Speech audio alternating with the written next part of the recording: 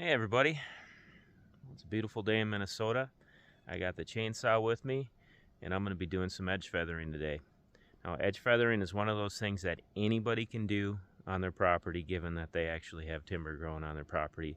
But it's very, very easy to do. It's one of the easiest forms of cutting to do.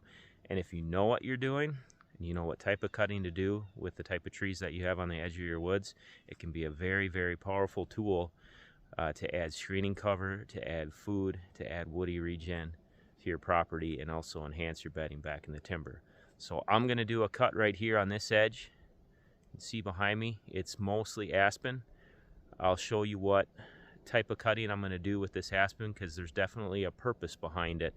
I'm cutting them in a certain way because I want to get a certain type of response from these aspen that I'll be cutting. So I'll show you that, maybe do a little time-lapse video of the cutting, and gonna have a great day today.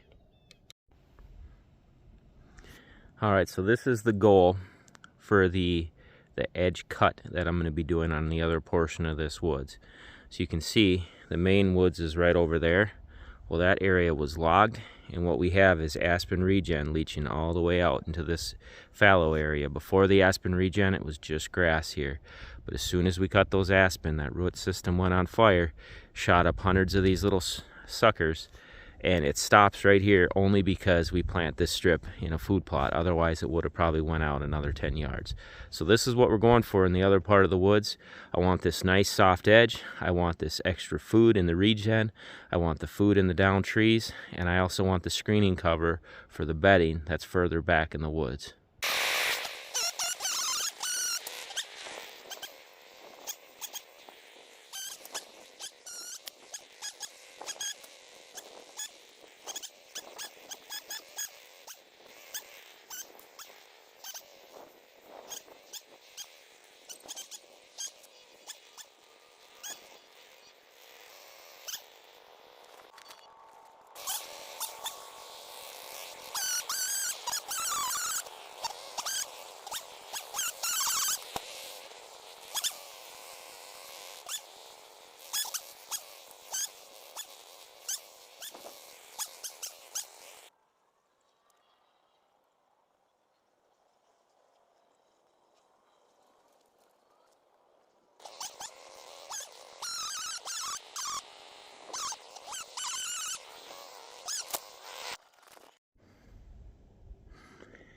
Just like that, I'm done.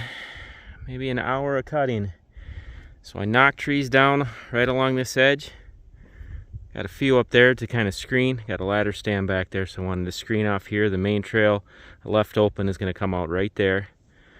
But I got these aspen that were all naturally leaning out. That's why edge feathering is so easy, because normally the trees are leaning out, reaching for sun. Drop them out in this fallow area. Should set that root system on fire. Should get regen going well out into this fallow area that I want to fill in with woody regen. The trees are going to act like natural seclusion cages, so it'll allow some of that regen to grow up past the deer and provide an even stronger screen for back in the cover. But overall, very, very easy project to do. With aspen, you always flush cut because you want that tree to die and you want that root system to, or well, the tree won't die, but you want to get that top down, which will set that root system on fire. Aspen do not hinge cut. They don't hinge cut well. They'll die, and they kind of snap off and they can barber chair, and it gets dangerous. So flush cut them, get them down. I hinged a couple of ash, but for the most part it was aspen, and I worked all the way down that edge, just knocking down every aspen I saw, because I want that woody encroachment to reach well out into this area. So should make a nice soft edge. There's phenomenal bedding right back over there, so that should provide a really nice screen. I'm going to have layers of screening there with the spruce and then some of that aspen regen, which is going to work out very well. And at the end of the day, I got a bow shot set up right here. I'll show you that right at the end of the video, but that's where we're going to kill our deer, either right there or on the other side of the bow stand. So here's the trail. Kind of works right up through here. Open it up a little bit for them. There's the bow stand right up there, a little bit wide open. I tried to cut these to kind of screen it a little bit, but be a little bit exposed right here. But by the time the deer steps out, we should be pulled back and ready, because we can see him coming back in the timber back this direction, which is much thicker, and the bedding is right off that way. So got the bow shot set up, got the edge feathered very well. I have the backside open like I always like to do when I'm edge feathering, just for those bucks that like to cruise right on the back edge of this, because a lot of times they like to stay just in the timber and be able to try scent check. So the back edge is open for movement. It should still pull the deer right up by this bow stand. But yeah, set up very well. Made a nice screen, and when this stuff blows up in the summer, it's gonna be a phenomenal screen.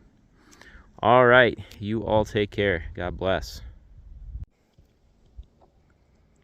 I should note that the biggest reason I'm cutting right now is because of this right here. The deer yard on us in the winter. I have a bean plot right over there that's almost cleaned up. Tons of woody browse in the woods, but they can never have too much in the winter because we're going to be coming into some really high stress months. So I got these trees down. They're all laying out in the open, so they should be able to access every single bud on these trees 6 feet and under. So great woody browse. Deer will crush those buds, and I'll be helping them out during the highest stress period that they'll go through in the entire year. All right, now y'all take care. God bless.